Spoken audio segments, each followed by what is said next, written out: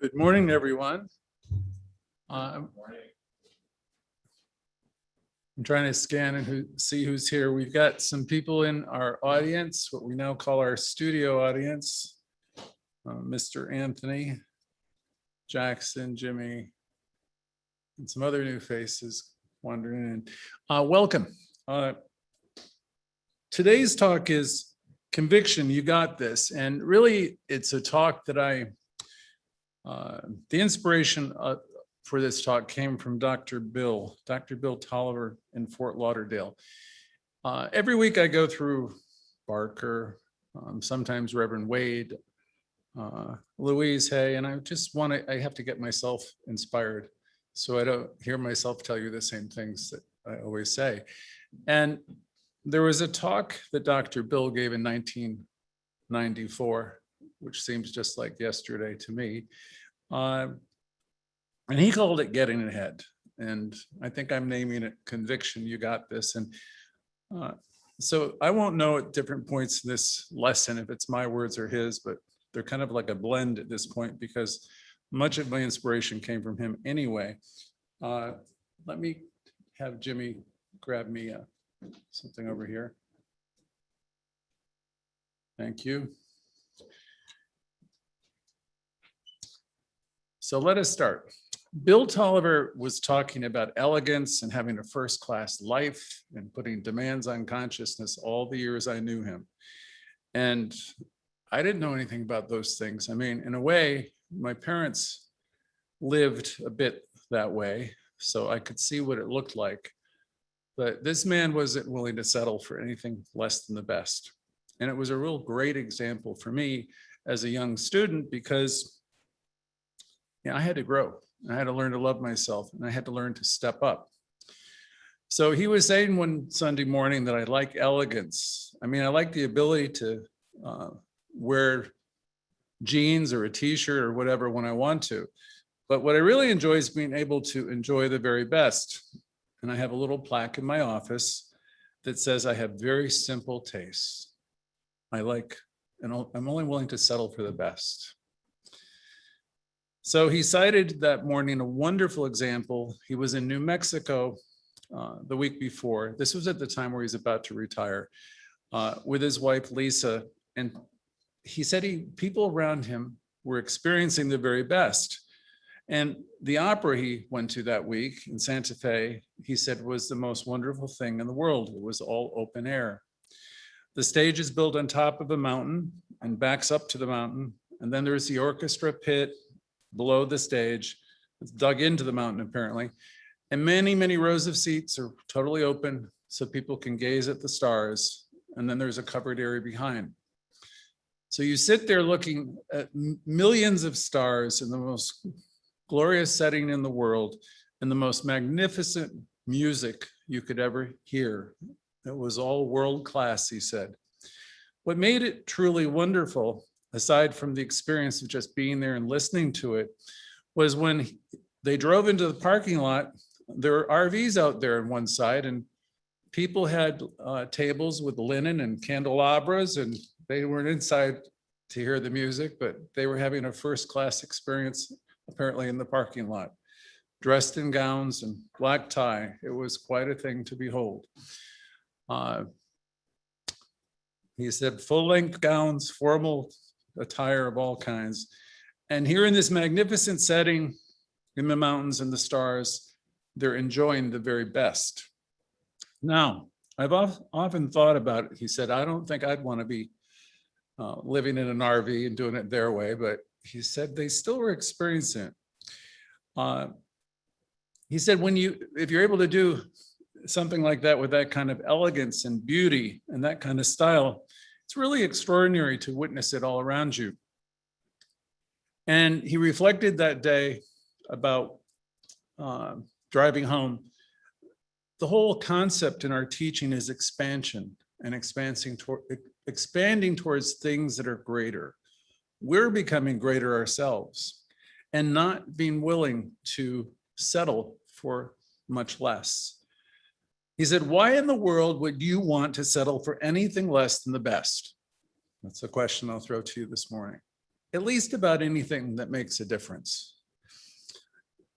He said, I've really had a hard time with myself over the years. And I was listening to this and I was thinking, yeah, I can relate to that. Like, we put ourselves through all kinds of hell. And he was reflecting on his career. He says, that's before I even deal with the rest of you. I have a tough time dealing with me. He said, it's so easy for us to put a lid on our own good. It's so easy for us to just put a lid on our expansion. In fact, we do it all the time with our chitter chatter. You know, that dialogue I talk about every Thursday night? We put a lid on our expansion. It's so easy to say, well, this is good enough, and not push ourselves and not stretch beyond the barrier of what's average, what the masses are doing and thinking. It's so easy just to do that, which more than likely is not even average at all. He says, so it might even be mediocre. We might call it average. And what he thought he said, the way we are living our lives, most people, most places, is mediocre in terms of what our true potential is. Because you have such wonderful, wonderful gifts. My God, if you're in this teaching any length of time, you get a glimmer and a glimpse of the potential that is in you, operating through you. Why would you want to put a lid on your gifts? When the law of life is that you're either going to continue to expand or that you're going to contract as you decide. It's entirely up to you which way the direction is going to go. Doesn't seem to make a difference to the law whether or not you choose to expand or whether you choose to contract.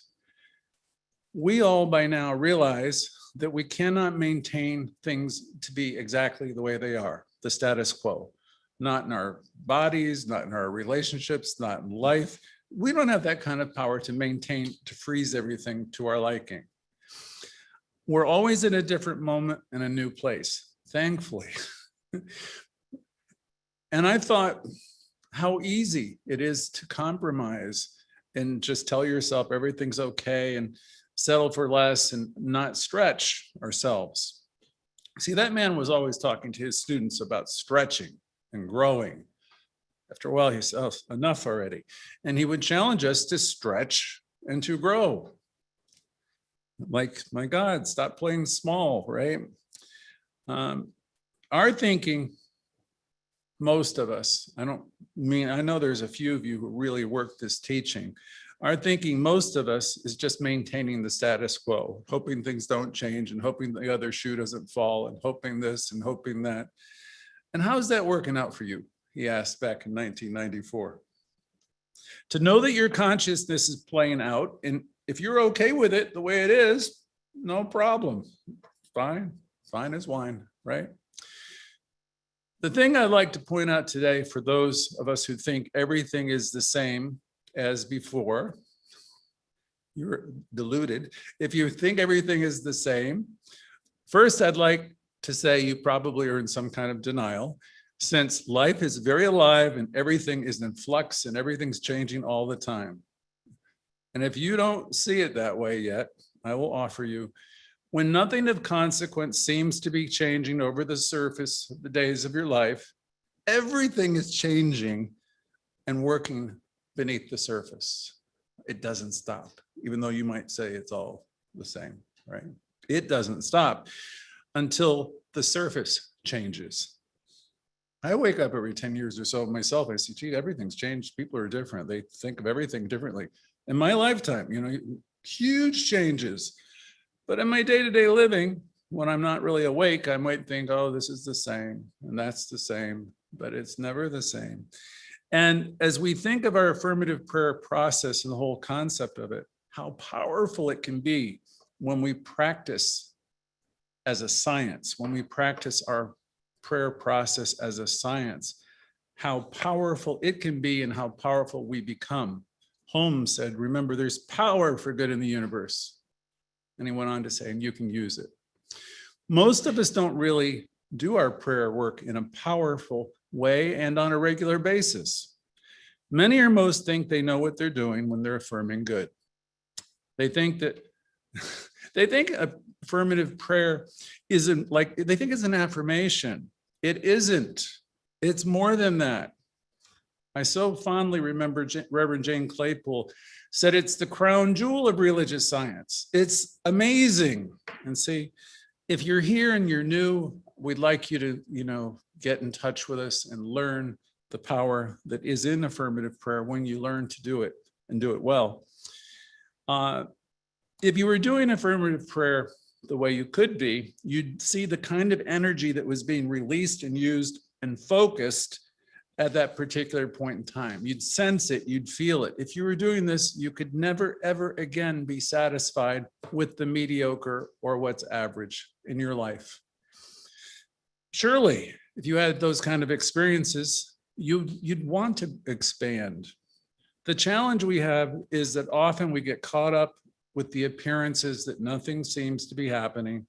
Or worse, we start labeling our experiences. We label people. We judge things up and down and all around. This is wrong. This is unjust.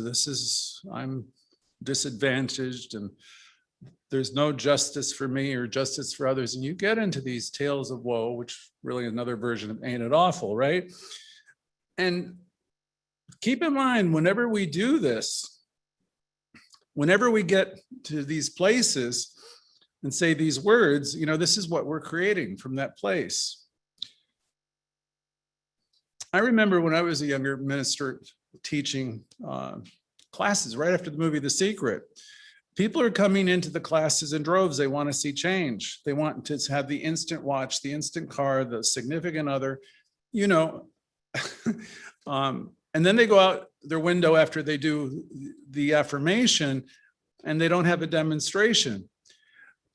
And they don't see anything out the window, it's not there immediately. And then they will conclude, well, this prayer thing must not be working. I remember a student saying, this doesn't work. After she did a treatment and she expected it her whole life to be like amazingly wonderful. Well, of course it was, but we're going to talk why it wasn't that moment. When we're doing this work, we dig it up. When we do the work, and then if we don't have the faith, we dig it up. I'm going to bring up a statement from the New Testament according to Mark. It's been translated in all the Bibles, and it pretty much says the same thing. When you do your affirmative work, believing that you have received, you will receive. Such a simple idea, right? And I thought about it a lot, and I've shared some about it before. What we're going to talk about today is a little bit more specifically. Ours in religious science, our teaching is very similar. We use a similar kind of prayer that Mark was talking about in that one passage, because we know what we know. There are many, many kinds of prayers that I've talked about before. There's prayers of supplication, where we bow down to the Most High, where we surrender ourselves to the will of a higher power, allegedly anyway. There's prayers of petition. I used to call them foxhole prayers. If you give me this, I promise I will never do that again. This is where you're asking for something, or begging for something, or pleading for something, or bargaining for something. So we all know what that's about, right? Or at least most of us. Some are a little bit more evolved, and they have prayers of union. This is a prayer that becomes a celebration of your conscious unity with whatever you define as source or God. For most of us are in some way moved and wanting to pray for something. Most of us want to, or we think, we want to expand. We want something to happen. Most of us want to heal something or improve something. And most of us want to have a better experience and have a more empowered life, more empowered experience of our life. And our teaching can definitely help any of us with these types of things. However, we may personally language it. The effective prayer, like in the passage in Mark, is a prayer of faith. So that So that is what we're focusing on today, this idea of faith, where Mark says, when you pray believing that you have received, you shall receive. There is power for good, and you can learn to use it more effectively. It involves dedication and practice. We need to develop the consciousness that can demonstrate like that kind of faith, before we can have any kind of ability. I joke about us having super abilities and superpowers. You have them, but you got to learn how to use them. How can we say that we have received that which we have not received? See, that question will come at ministers right and left. How can we say we've got it when we don't have it? I always on Thursday night in our Louise Hay class talk about, well, that's the conversation that matters. The conversation you're having with yourself. I have to start a real metaphysical dialogue with myself, and I suggest you all too, until I get some understanding. And this was difficult for me when I was younger, when I was new to the teaching. And I know it must be difficult for many of you. It's just essential that you start paying attention to that dialogue. I have to remember at the core of my being, there's no difference between an idea that I have and its manifestation. There's no difference between the idea and the manifestation, between simply thought and thing. There's no difference. And even more powerfully, there's no difference between cause and effect. Now, in order for you to desire something, it has to have been in your consciousness to begin with. Otherwise, you wouldn't even know that it existed in order to want it or desire it. So it's all there. So we start with the basic concept and the basic premise that whatever it is that you want already exists in consciousness. In your consciousness as potential, or as an idea, or as a thought form, a possibility, or a potential reality. For example, if you decided one day that you were tired of driving that old Chevy or Ford, and you think you would prefer to move into a Mercedes, or in that day he talked about a Rolls Royce. The fact that you could even think about a Mercedes, Rolls Royce, or BMW indicates that you already have in your consciousness these ideas as a potential or a possibility. Now the key becomes the treatment and the process in the affirmative prayer itself. The idea that I already have that which is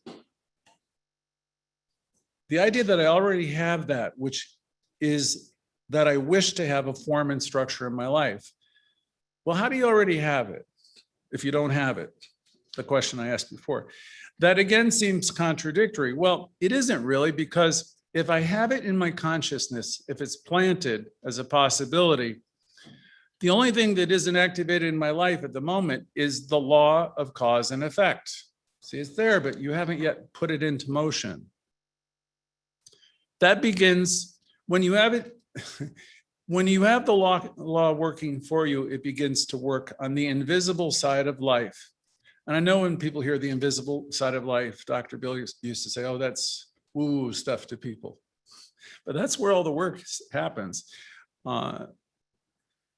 When people say the invisible side of life, they start to question you. But we begin to understand that something definitely happens in the unconditioned, absolute creative intelligence of the universe when we really embody a desire. It's the most amazing process to consider. And it's not that common. It's not that difficult to understand. Something draws things to us. I can think of it the past summer myself. Right doctors, right people, it's like magic. Something draws things to us. Now, you can call it an accident, a coincidence. You can call it fate. You can call it luck. You can call it whatever you want to. I don't care what you call it, but something is drawing things into your life. I don't have to go much further than Jake and Jane Discover Psychology 101 to find out that which I focus upon and that which I dwell upon comes forth. I tend to draw everything into my life, and so do you. That which I say I am, I become. That which I act as if, I tend to become. And that which I embody, I outpicture in my life. That's the metaphysical equivalent that we're talking about. Now, the time element becomes important because that's where people get screwed up. Because if I say to myself, I already have the Mercedes, I already have the BMW, or I have the house, or I have the great relationship, or the healing, or whatever it is, how do we convince our mind that we have something when I look around and there's a driveway and I don't have those cars and here I am by myself and everything seems to be working, it seems to be working against me, right? And how can I say I have this?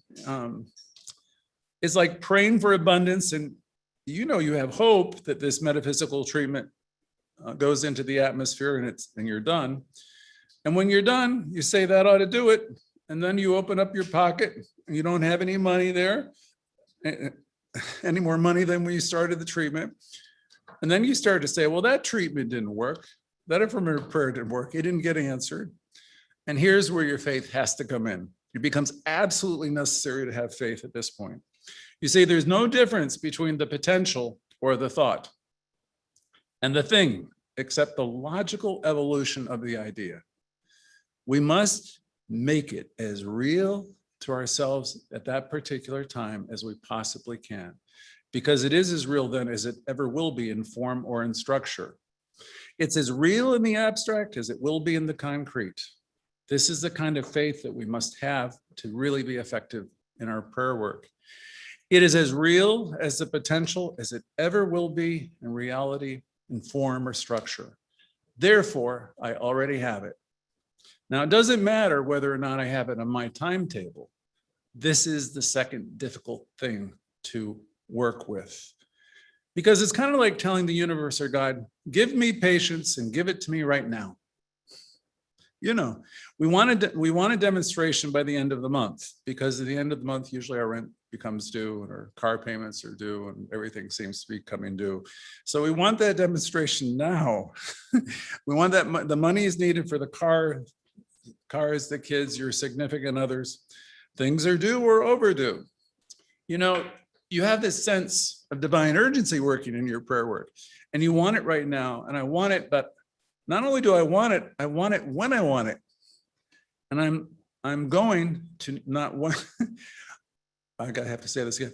And I'm going to not only wonder when I want it, I'm going to tell you how to bring it to me. So listen, we don't work with prayer that way.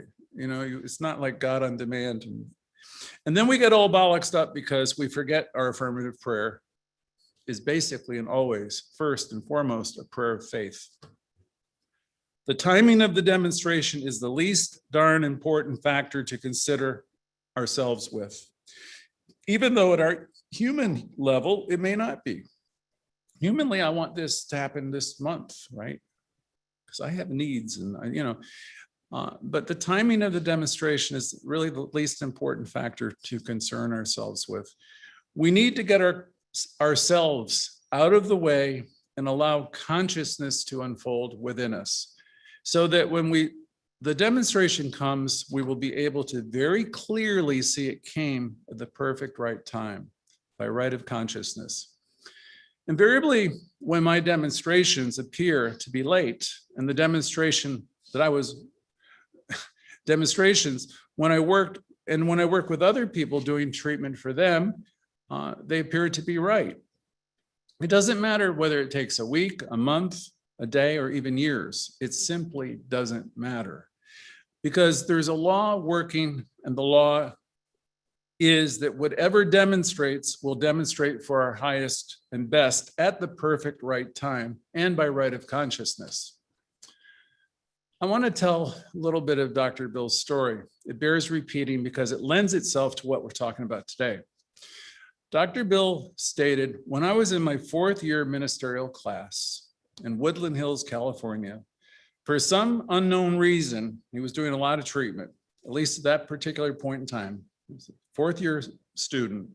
He decided I wanted to go to Florida and build a church. I wanted to have a church in Florida. Now, Why he decided that, he was thinking back, it was because he was born in Florida. And he had romantic ideas of Florida. He hadn't been in Florida in a long time. He thought he liked Florida. California was getting crowded. There were too many churches in California centers, and he decided I wanted to go back there. He said, I totally forgotten about everybody in the world was going to Florida in that time. And things were starting to get expensive. There's bugs, there's humidity, everything else. But he had made a really clear decision and done treatment on going to Florida. And that's what he wanted. He put that thought into mind, like it was concrete, right? And lo and behold, in his fourth year studies, he was guest speaking in Lake Worth, Florida. And it was within a week or two that they offered him to become the pastor of Lake Worth, Florida. There are 3 or 4 people that they're looking at, and they offered the job to him. And he liked the fact that he was chosen. I mean, who wouldn't, right? But then after he went there and he talked to everybody, he decided not to take it. He'd been treating for the perfect right church in Florida. It looked like a demonstration, but it really wasn't. And he thought about it. He said, there's a lot of reasons, Lake Worth bothered him as he was thinking back. He said, I didn't like the setup where the place was meeting. I didn't care for the energy that he was experiencing there. The board members had a lot of conflicting ideas about what they wanted. And he didn't get a sense that any of it was right. And yet it was a demonstration, he thought, right? And then he went back and recalled his affirmative prayer, because he had it down like a scientist would. The affirmative prayer was at the end of the 4th year, when he was ready for the ministry. Note that. The perfect church would evolve with a perfect board and the perfect congregation. And he came to conclude it definitely wasn't Lake Worth. So he decided, just not to take it. And he started doing jobs, selling things. He's a salesperson. He's selling ideas. Ministers sell ideas. So he was basically not willing to settle for less. And he was trusting and having faith. He was an occasional speaker and a good speaker.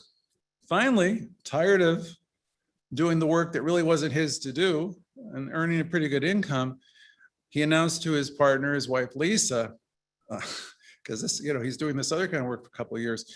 The very next church that opens up for me, I'm going to take it. I don't care where it is.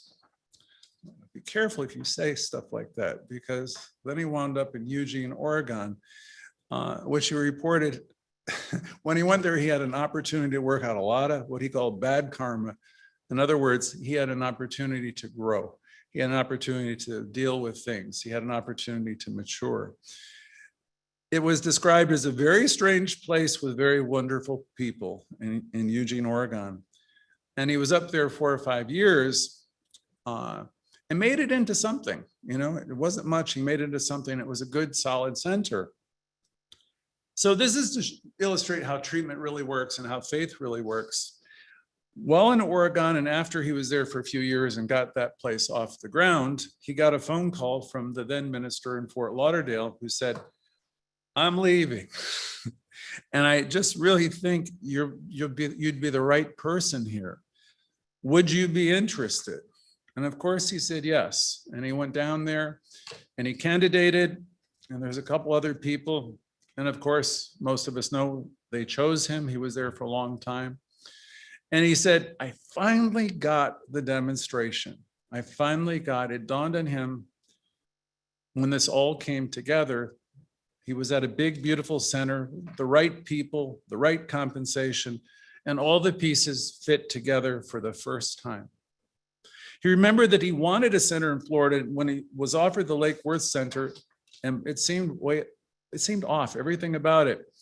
And he turned it down, as I said before, because very little about it felt good or right, other than it was nice to be chosen. He originally wanted a center in Florida. And you come to conclusion in your own life, okay, well, here I'm in this marriage, here I'm in this situation. It just still doesn't feel right, right? So he dissected the original treatment, as I thought I said before.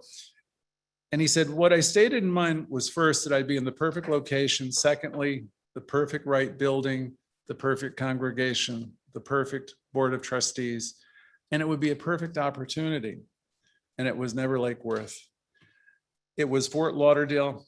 And it took 6 years for that to demonstrate. So this is for those of you who want the instant demonstrations. You know, we do the work in mind, and sometimes it's the time, the art, the method. So sometimes the timing isn't to our liking, but it's always at work. During that time, we're working with our faith. You might think you're in the wilderness. You might think it's not working, but that's the time to double down on your faith. It had been Fort Lauderdale for him from the beginning. The universe works in mysterious ways. And he humbly said that morning, I simply wasn't ready yet for that demonstration.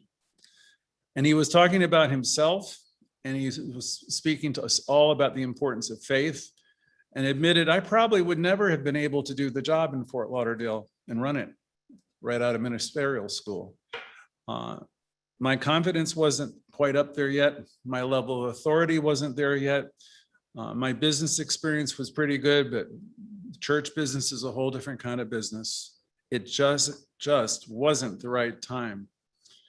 And at its perfect right time, 6 years later, it unfolded, and there it was.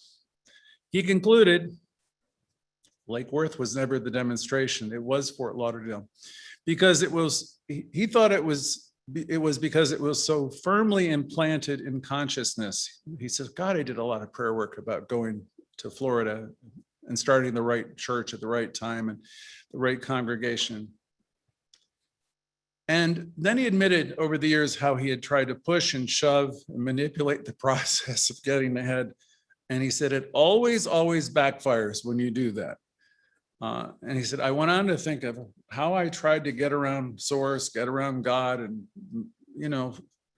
move things, right? And do things. And every time, he says, I was putting limitations on my demonstration. And he said, what will happen then is you wind up getting things that you didn't want, or they will have outcomes. He said, I've had some big learning experiences that were somewhat disastrous, with all these learning and lessons. And I think all of us can relate to this. He joked, it's like treating for a relationship. So you treat for a relationship and you get a relationship, but you better be more specific about what you're looking for. Because there you are in a new relationship. And he said, here I am with this person who has all kinds of challenges that I didn't know about. Not only do they have challenges of all kinds, they have in-laws, and they have relatives, and they have previous children. He says, all kinds of things interesting happen. He said, over time, I learned how to better use the power I possess, that Holmes talked about. When I sit down today, I do affirmative prayer. I remind myself that whatever it is I'm treating for, there's some kind of internal cosmic timetable at work here that has nothing to do with me. It has nothing to do with my perception. It has nothing to do with my ego, which wishes or desires. It has to do with that higher part of my being, knowing that it knows. Knowing that it knows when the appropriate time is to demonstrate. But I have to have the faith. We need to have the faith that it's already done, and to trust in the law. It'll all happen in the appropriate time, under the appropriate right circumstances. It's going to unfold. And the key here is it will unfold. It won't be pushed. It won't be manipulated or jockeyed around into some kind of position. And it won't demonstrate for you by trying to bargain with it. It will demonstrate by allowing it to unfold.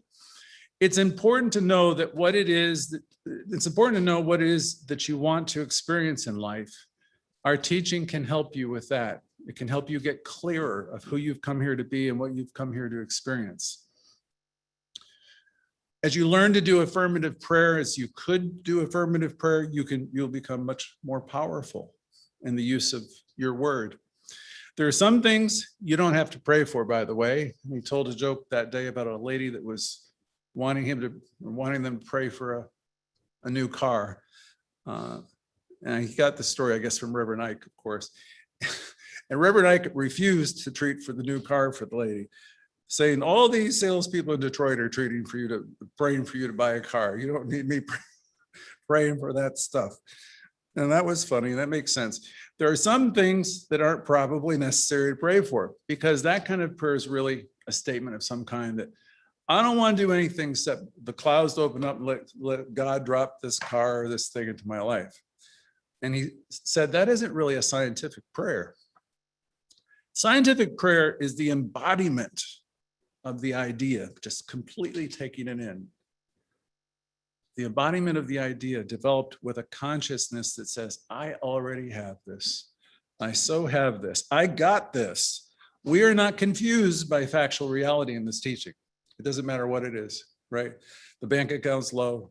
There's some disease going on. We don't run from any factual reality.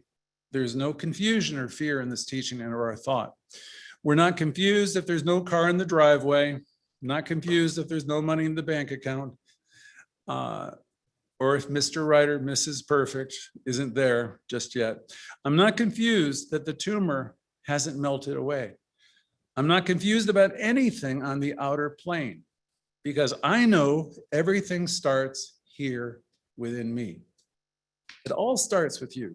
There's nothing outside of you. That's a lot to digest, I know. That one I was working with for about 10 years. In truth, there's nothing outside of you. And if I say I don't have it, even though I'm praying for it, if I say I don't have it, my prayer is that I don't have it. So it's kind of tricky. Remember that line. If I say I don't have it, even though I'm praying for it, my prayer is that I don't have it. And if I have a seed of doubt that rears its head, well, my affirmative prayer is not going to be answered the way I want. Or if I wonder when it's going to come, as people are always praying for abundance, say my abundance is going to come. My abundance is coming to me, right? It never quite gets there, because it's always my abundance is coming. So what do you do with a situation like that? If you want money, you might as well just pray for money. Or better would be to pray for financial freedom. Otherwise, you get abundance of money and abundance of bills and abundance of everything, right? Our affirmative prayer is a prayer of faith, one that says, it doesn't matter what the time element is, I already have it. The law is very precise. Now, it's interesting if you read the myriad of translations of the Bible in Mark, it always comes back to that same idea. The grammar changes a little, but the feeling in all the passages and all the translations will boil down to, when you pray, believing you have received, you shall receive. When you pray, believing you have received, you shall receive. Now, why is it so difficult to maintain that kind of attitude, that consciousness? Well, because our ego says, my prayer must have been deficient in some way. If you knew this teaching, you really knew, you might say, well, God doesn't like me. God didn't respond to me, or my time has run out, or you'll tell yourself a lot of things why things aren't working. So many people inject a personality factor into something that has nothing to do with personality whatsoever. And sometimes there's confusion to this, because I have a personality, you have a personality. We use our personalities. And from the ego or personality point of view, we mistakenly think that perhaps we have to somehow impress the universe. We have to get better to impress God. I mean, that's kind of ridiculous to me at this point in my life.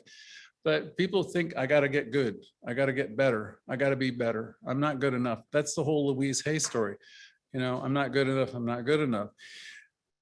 So because we have this personality, and from our ego or personality point of view, we somehow think that we have to impress life or God. We have to get God's attention, like he's a human being or something. When, as we evolve and grow, we understand of it more as an eternal loving presence and a law. We're trying to get God to respond to us. And when things don't work out the way we want from that perception, things aren't working out according to our blueprint of the way we want, then we think, I must not have impressed God sufficiently. I must not have suffered enough. I must not have done treatment well enough. I must have done this or that wrong, or that God doesn't like me, or you say all kinds of things to yourself. Remember that conversation that we talk about every Thursday, the conversation that matters, the most important one with you. Whatever the range of excuses or explanations that you conjure up or rationalizations, I want you to know these excuses, these rationalizations become your prayer. I can't do this because. They become your prayer. Because now our prayer and faith is in lack. Now our prayer and faith is that we've done something wrong, or we have to do something to deserve. Our prayer is that our belief in ourselves is that we're not effective, and we weren't effective with the treatment. Now our prayer is, it isn't coming. It isn't happening for me. It's too late for me.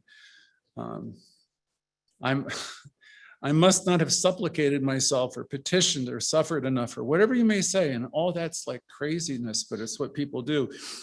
And that stuff becomes your prayer. The unbelief is often more powerful than the belief in the original affirmative prayer. I remember at this point, from my Catholic roots, it was the prayer of St. Peter. It was, Lord, I believe, help my unbelief. So it's one thing to have this treatment, but you really have to stay with it, and to have that kind of faith if you want to have a manifestation. The unbelief is often more powerful than the belief in the original affirmative prayer. Remember, the doubting part of you is, you've been with those thoughts for a long, long time. So when that doubt comes up, as it will, we have to get a hold of it. Absolutely essential. We want to arrest it, neutralize it, and somehow replace it with something better. So whatever you do, stop it and realize who you are and remind yourself of the truth of you. And here's a little other nugget from that morning about faith. We can't judge things by appearances, or really, it's a mistake to judge things by appearances. Just because I don't see it happening out here right now today, like I don't know how many of you are watching this presentation today, because we have YouTube and Instagram and Zoom, and we have people here. Just because it doesn't look like there's a bunch of people hearing this message, it doesn't mean it isn't happening. I could look outside this morning and look on the screen, or we could look over here at the chat list on Instagram, and I think, well, where's Judith? Or where's Celia? I can't see this person. I can't see these people. They're not here. And I'll start telling myself a story. I might wonder where these people are, could feel rejected or concerned or worried about the center of myself for a moment, when I forget. And usually it's been my experience when I say this isn't happening, that isn't happening, that 9 times out of 10, it's right around the corner and I just don't see it. Just because we don't see a thing happening on the material side of life, when we don't see it happening, sometimes we're emotional people. We make a decision that nothing's happening. And that becomes my belief. Nothing's happening. So whatever has been happening, whatever good has been going on in your life, when you say nothing's happening, you're going to stop that process. You're going to stop that treatment from unfolding. You just dug the darn thing up. You've exposed the roots to the air, and you're killing it off by saying nothing's happening. So how do you turn all this around? It seems like a daunting task. Louise Hay said it's like cleaning a house. You have to begin where you are, one thought at a time, one day at a time. Most of us have a lifetime of stuff. We talked a lot about the 4 agreements before, the stuff we've agreed to since the time we're little children, a lifetime of stuff to turn around. I'm not suggesting to you for one moment that this is easy, because you've got to really get a hold of yourself and realize that we don't really see much of reality to begin with. We don't see the truth of life to begin with. We see what we expect to see. We don't see new things or things as they really are, right? Everything really is a holy encounter if you're seeing it right. Everything, all opportunities, all circumstances are here for you. We don't see it that way, though. We see what we've been trained to see. We see what our tunnel vision allows us to see, and there's so much more. There's much more going on the side of life that we don't see, that we don't understand. There's much more going on the side of life that we don't see, that we don't understand, from where everything comes. If everything starts as an idea, and I'm committed to that, to the process that everything starts as an idea, if everything that's visible started as something that's invisible, and certainly I'm committed to that idea, the same process holds true for the manifestation of consciousness. Everything starts with an idea. Where did it come from? How did you get it? Now you have the idea. I don't know where it came from. I have this idea. Well, wonderful. It comes from a hunch, a knowing that you have. Call it your idea bank if you want. And it can never be overdrawn. It's limitless. It just comes from you. And the idea is a thought form, and the thought form now begins to develop. If you're really excited about the idea you have, enthusiasm will develop.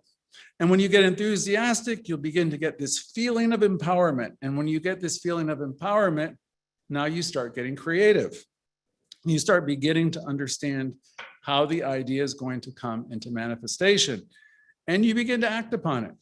You'll know what to do. And all of the pieces and parts begin to fall in place. And lo and behold, there's this bigger thing that you've just been a part of, this demonstration you're walking right into. There's the novel that you've always wanted to write. There's the next textbook that you've been passionate about. Or there's this new job that you've wanted for so long. There's another way to make more money. All of a sudden, there's an alternative to this or that or wherever you have been. Where did all of that come from?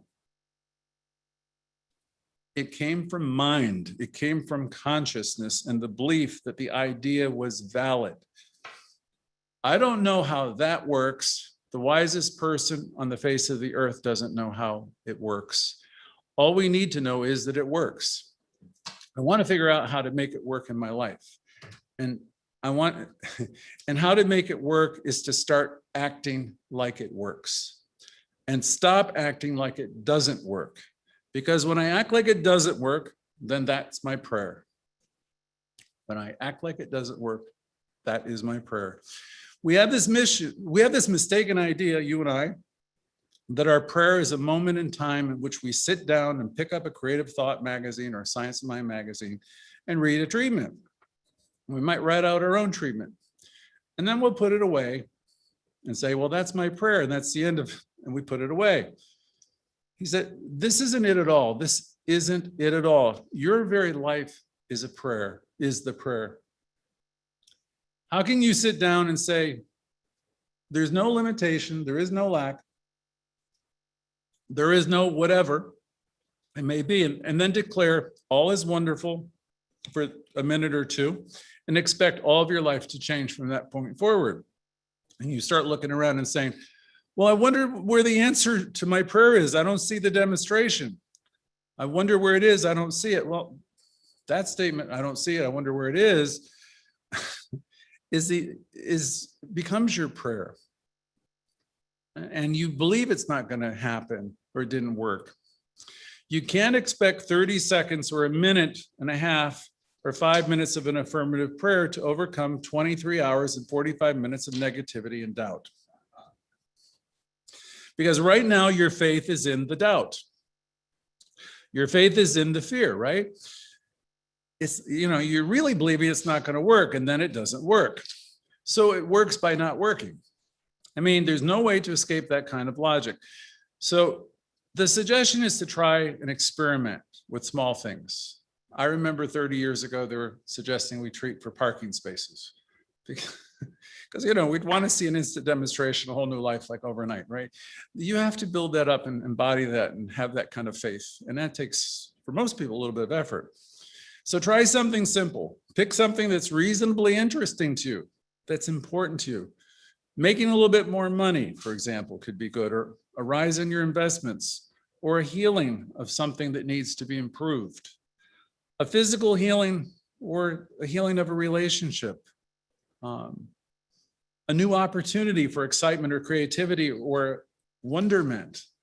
Try something that really means something to you and then begin to do an affirmative prayer that says, I already have this. When you do that treatment, get to that point where you say, I already have it. When you get done with the treatment, here's the test. How would I feel if I already had it?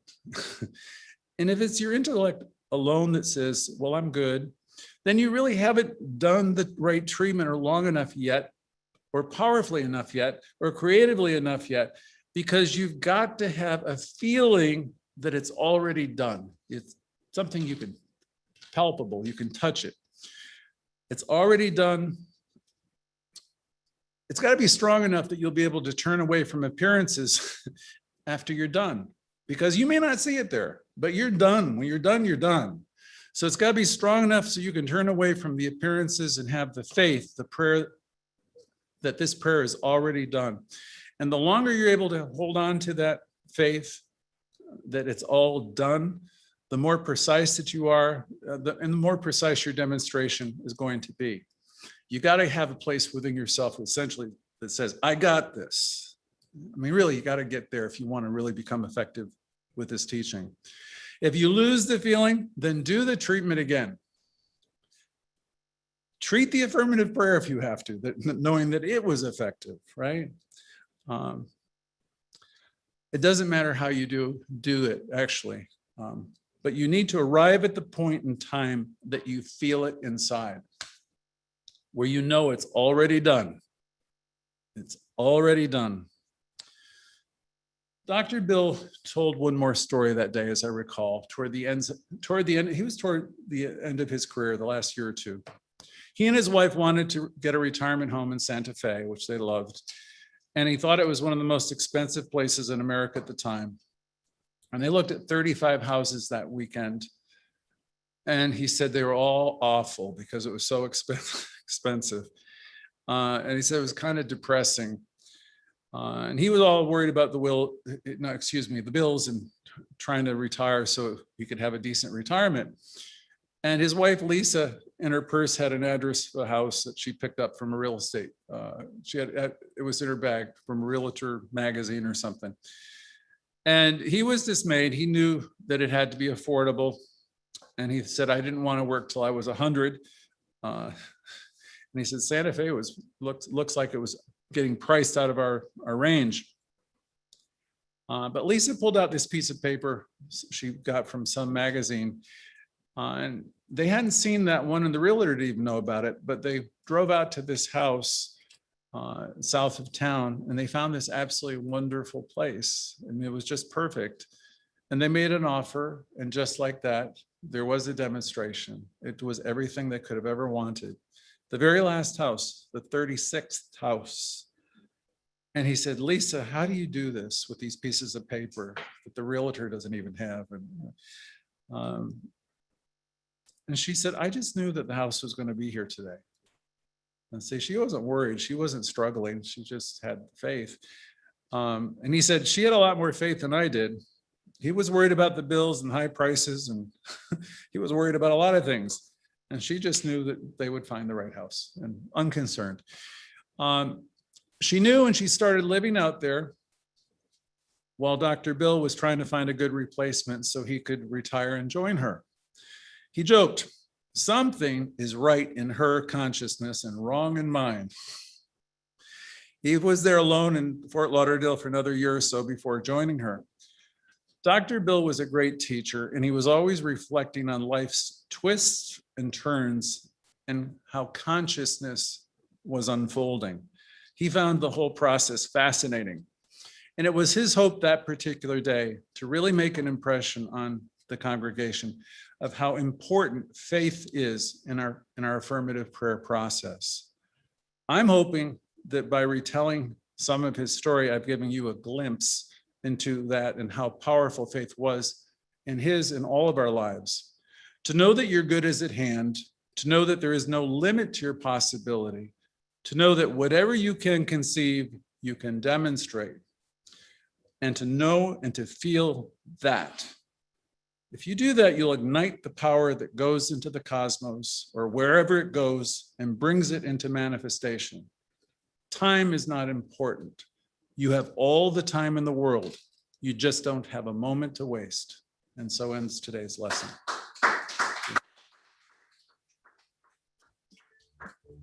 Thank you, everyone. We'll see you in a moment.